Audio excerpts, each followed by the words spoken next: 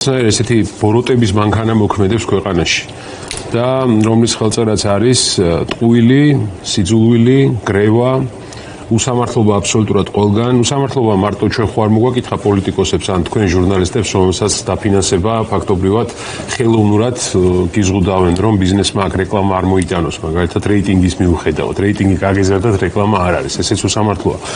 არამედ უსამართლობა მიაკითხა აბსოლუტურად ყველა საზოგადოების ყველა წრეს. აი ესე დავარქმევდი ამას ბოროტმა უსამართლობამ, ხო? მიაკითხა მშობლებს, რომელთა შვილები სამწუხაროდ ზოგი მოკლულია, ზოგი ამძიმე ფაქტებს ხედავთ, ხო? მიაკითხა პროფესორ-მასწავლებლებს, რომელსაც აუქმებენ, უბრალოდ ანგრევენ უნივერსიტეტებს და უშვებენ, ხო? მიაკითხა ვიცი, სოფელში მცხოვრებ ადამიანებს, რომელსაც არჩევნების წინ ხელფასები დაუნიშნეს, რომ დასაქმების პროგრამაში და როგორც კი არჩევნებით ხმები, ასე ვთქვათ, ჩაიჯიბეს, მყისიერად ეს პროგრამები გააუქმეს და მშიერი დატოვეს ფაქტობრივად ეს ხალხი, ხო? მიაკითხა იმ ხალხს, ვინც დატოვა ქვეყანა უსამართლობამ, იმიტომ რომ აქ ვეღარ გაუძლო ვერაფერს და წავიდა ქვეყნიდან.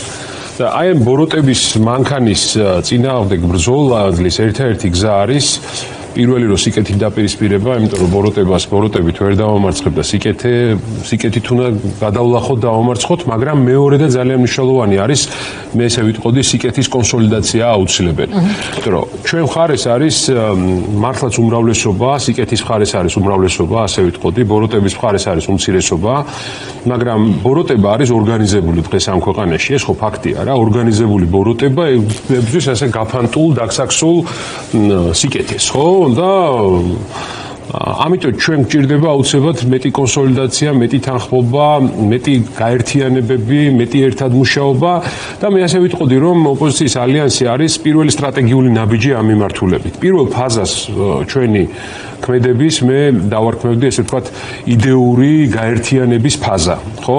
არა მხოლოდ პარტიების, ეს არ არის მხოლოდ პარტიებისთვის, არამედ საზოგადოების. ჩვენი ამოცანაა, რომ საზოგადოების კონსოლიდაცია მოვახდინოთ იმ დიდი მისიის გარშემო, რასაც ქვია ძლიერი ერთიანი საქართველო, სადაც სამართლიანობა აღდგება, საქართველო, სადაც ადამიანები თანასწორები არიან, უბრალოდ ნორმალურად ცხოვრობთ, ხომ? სადაც რეგიონის ლიდერის სტატუსს ვიპოვებთ, თავაწეული დავდივართ, ბრიუსელში ჩავდივართ ამაყად, სხვა ქვეყნებში, სხვაგანაც მარტო ბრიუსელში არა, ნებისმიერ ქვეყანაში და არა ისე როგორც ეხლა ვართ იზოლაციაში და აბსოლუტურად მოწყვეტილი გარე სამყაროს, სადაც აი ამ საზოგადოების ნაწილის ზეწოლა უფრო იყო გადამწყვეტი ფაქტორი თუ თავად ამ პარტიების ენთუზიაზმი გაერთიანებული იყავით რაღაც ორივე ერთდროულია ჩემი აზრით და მთავარი რა არის იცით რომ მე საპატიმრო დავტოვე არ ვიცი მე რაღაცა ერთი პერიოდი უბრალოდ ძალიან ბევრი ადამიანს ხვდებოდი და ტელევიზიებში არ დავდიოდი იმიტომ რომ ფიქრობდი რომ აცდენა ხო არ მაქვს იმ რეალობასთან ხო ახლა 7 თვე სამარტო საკანში ხარ და შეიძლება სხვაგვარად ხედავ სიტუაციას და ეს საზოგადოების დაკვეთაც არის საზოგადოების სურვილიც არის და პრინციპში ამ დაკვეთაზე პასუხიც არის და იგივეა პოლიტიკური პარტიების მხრიდან მომწიფდა ეს საბოლოოდ მაგრამ თვისობრივად განსხვავებული ეს ალიანსი არის სხვა გასულ წელს მცდელობებისგან იმით რომ აქ არის დაწერილი წესები ხო მაგ ჩვენ სხვაგვარად მოვიქეცით ამ შემთხვევაში რომ საკმაოდ ესეთი ფართო დოკუმენტი შევქმენით რაზე ვთანხმდებით როგორ თანამშრომლობთ ერთმანეთთან რომ მე არ იყოს პროცესში რომ უცებ ზეპირი შეთანხმებები უფრო მარტივად ირღვევა ხოლმე უხეშად რო ვთქვა ანუ თუ სიმტკიცის საკითხს ვსაუბრობთ მე იმ სიმტკიცის კიდევ უფრო მეტ გარანტიას მაძლევს ეს დოკუმენტი რომელსაც ჩვენ ხელი მოვაწერეთ ეს საჯაროა და მე იმედი მაქვს და დარწმუნებული ვარ რომ არც ერთი არ წავა იმაზე რომ ამ ხელმოწერილ დოკუმენტს დაარღვევს ხო ჩვენ ხო არა ვართ ოცნებისავით რომ ხელს ვაწერ და მერე ვაუქმებ ხო რო არღვევდეს ისეთი პოლიტიკური ფასის გადახდა უნდა უწევდეს რა თქმა უნდა გიორგი ერთ-ერთი ყველაზე მნიშვნელოვანი რადგან აი სიახლე განსხვავებებზე ვლაპარაკობთ ანუ პროპაგანდა მუშაობს რა თქმა უნდა და მარტო პროპაგანდის ნაწილში შეიძლება არ იყოს ეს აღქმა რომ ძველი ნაციები გაერთიანდნენ ну ეს ერთ-ერთი ყველაზე ესეთი თემა იყო რაც ამ ალიანსის ჩამოყალიბების პარალელურად შემოვიდა რა ნაცმოძრაობის ერთობით რეინკარნაცია ასეთი სათაურებით გადის სანქცირებულ არხებზე ამ მოვლენის შესახებ სიუჟეტები დავანებოთ ახლა იმათ თავი და მივხედოთ წინააღმდეგობის ფლანგზე მყოფ ადამიანებს, რომლებიც აქტიურად არ არიან ჩართული პოლიტიკურ პროცესებში. რაღაცა ნაწილი ჩართულია. რომელთა ნაწილისთვის შეიძლება ნაცმოძრაობის ძახილი ვიღაცისთვის ენთუზიაზმის აღმზრდელი არ იყოს. აი ამ ალიანსმა რა სიახლე შეთავაზა ამ კუთხით იმ ხალხს, რომლისთვისაც ნაცმოძრაობის წარსული უფრო პოზიტივია ვიდრე ნეგატივი და ისედაც მიყვება, მაგრამ იმ ნაწილს, რომელსაც რაღაცა კითხვები ჰქონდა და ამ კითხვებთან მიმართებაში დღემდე მოყვება ზოგს ტრაუმა, ზოგს დასაბუთებული შეკითხვები და ასე შემდეგ, რომ ის ხალხი შემოვიდეს აქტიურად პოლიტიკურ პროცესში. პირველი რომ მოდით ვთქვათ, რომ უსამართლოა ეს პროპაგანდის თავდასხმა, იმიტომ რომ ამ ალიანსში გაერთიანებულ თუნდაც პარტიებში, რომლებიც არიან, ძალიან ბევრი ახალი თაობის, ახალ სახეებს ყოველთვის ეძებენ პოლიტიკაში და ჩემი მიზანიც არის, რომ და ჩვენი მიზანიც არის, რომ ახალ ადამიანებს მივცეთ მეტი გასაქანი პოლიტიკაში, ხო? და თუნდაც ჩვენს პარტიებს თუ შეხედავთ, ძირითადად იმ აგიდის გარშემოც ჩვენს, ასე ვთქვათ, ლიდერების გვერდით ისხდნენ ძირითადად ახალი თაობის ადამიანები, ახალგაზრდები, მაგალითად ჩემთან ერთად იყო ნანა ტოხვაძე, ანა კობახიძე, ვთქვათ, იქ გიგა ლემონჯავა, ხო, მაგალითად თენგო თევზაძე და სხვები რა, ბევრი ადამიანი ხარ რო არ გამომჩეს ეს თვითონ თვისობრივად შინაარსობრივად ახალი გუნდებია, ხო? ამ ადამიანების წინ გამოყვანა ნამდვილად არის ჩვენი ამოცანა. მეორე ვიტყვი, რომ ეხა არის ასევე მაგალითად სუბიექტი, როგორც არის თავისუფლების მოედანი, ხო? ვერ დასწავლებს, რომ მაინც და მაინც ის იყო, ასე ვთქვათ, ნაწილი ნაციონალურ მოძრაობის, მაგრამ უფრო შორს წავალ. აი მე ძალიან ბევრს ვხვდები საპროტესტო, ასე ვთქვათ, საზოგადოებასაც და ჩემი აზრით ეს გარკვეული კომპლექსი უკვე გადალახულია. გადალახულია გიორგი, იმიტომ რომ პარალელურად ამისა მე ძალიან ინტენსიურად და ჩვენ ძალიან ინტენსიურად თანამშრომლობთ იმ საზოგადოებრივ ჯგუფებთან, რომელიც ჩამოყალიბდა და გამოვყოფთ მაგალითად ეროვნულ საბჭოს, რომელიც საკმაოდ ფართო მასშტაბიან ორგანიზაციად ჩამოყალიბდა და არანაირი კომპლექსი იქ ერთმანეთთან თანამშრომლობის არ არის. ხო? იმიტომ რომ ყველა ძალიან კარგად გვესმის, რომ ახლა ერთადერთი გზა არის კონსოლიდაცია, თანხმობა, ძალების გაერთიანება, მეტი ორგანიზებულობა, მეტი სისტემურობა, ჩვენება ჩვენი გზის, რომელიც არის ალტერნატიული გზა იმ ბოროტების გზის, რომელიც აირჩია ოცნებამ, ჩვენება იმ გზის, რომ ჩვენ გვინდა თანხმობა, ჩვენ უარს ვამბობთ სიძულვილზე. აი მოდი ესე ვთქვათ, გიორგი, რა განსხვავებაა ჩვენსა და ოცნებას შორის? ისინი დგანან სიძულვილზე და ყოველდღე ანთხოვენ სიძულვილს, ჩვენ გვინდა რომ თანხმობისკენ ვიაროთ და უარი ვთქვათ სიძულვილის ენაზე და დაპირისპირებაზე, რაც თავარი არ შეიძლება მუდმივად აპირისპირებდეს საზოგადოებას. ისინი მუდმივად ტყუილზე დგანან, აი თქვენ ახლა სიუჟეტი ახსენეთ და აგერ დღეს ტელეკომპანია იმედზე ჩემთან დაკავშირებით ისევ ცილისწამებული კონკრეტული ფრაზები იყო გამოყენებული. ტყუილი უბრალოდ. და ახლა ჩვენ პარტიიდან დაურეკეთ და უკავშირდით მათ და უთხარით რომ ეს ცილისწამება ამოიღეთ რა. იმიტომ რომ ტყუილია უბრალოდ რაც ჩემთან დაკავშირებით თქვეს, ხო? რომ პრეზიდენტის არ ეპოვებიან და თქვენ. არა, ნახეთ, არა, ჩვენ ასე უნდა რა მნიშვნელობა აქვს? ჩვენ უნდა დავაფიქსიროთ ოფიციალურად წერილით, მანამდეც იყო სხვა შორის Facebook-ზე უნდა ვთქვა და მათ აიღეს ის ესე 2 დღის წინ იყო, მივწერეთ, რომ ეს იყო სიყალბე, რაც წავრცელებდნენ და მათ წაშალეს ეს სტატუსი ჩემთან დაკავშირებით. ამიტომ მე იმედი მაქვს, რომ ასეუბნობიან თუ აღწერეთ, თუ თქვენს განცხადებას არ აი ერთი წუთი ჯერ იმას დავამთავრებ და კი ბატონო, გეტყვით ამასაც, ხო? მაგალითად, იქეთ არის ტყუილი, აქეთ არის სიმართლე, ხო? იქეთ არის ნგრევა, აქეთ არის გულწრფელი მოწოდება იმისთვის, რომ აღშენებლობის პროცესი დავიწყოთ. ეხლა ხო არ ჩავიკეტებით მართლა ამ ქვეყანაში, კაცო, უამრავი საქმეა საკეთებელი. წინ არაფერი არ მიდის, ხო?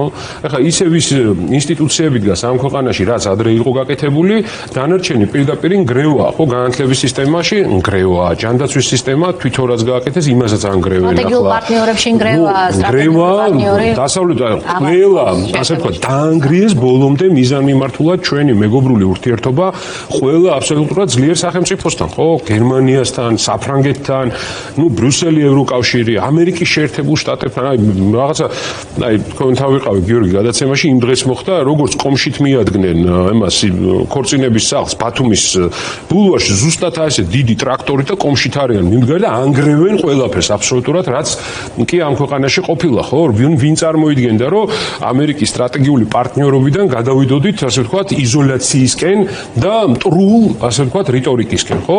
ყველაფერს ანგრევენ. აი ეს არის განსხვავება. ჩვენ გვინდა რომ ეს უკან დავაბრუნოთ და ავაშენოთ. ეხლა რაც შეეხება ტყუილებს, რა, აი დღესაც რაც ხდება, იმასაც დავუკავშირო. ეხლა ჩემთან დაკავშირებით, რადგანაც ვკითხეთ, გეტყვით, რომ სიუჟეტში თქვეს, რომ თითქოს მე ბრალი მედებოდა თუ რაღაცნაირად თქვეს პირადობების გაყალბებაში. ეს არის ტყუილი. ეს ხო თავის დროზე ტყუილი იყო.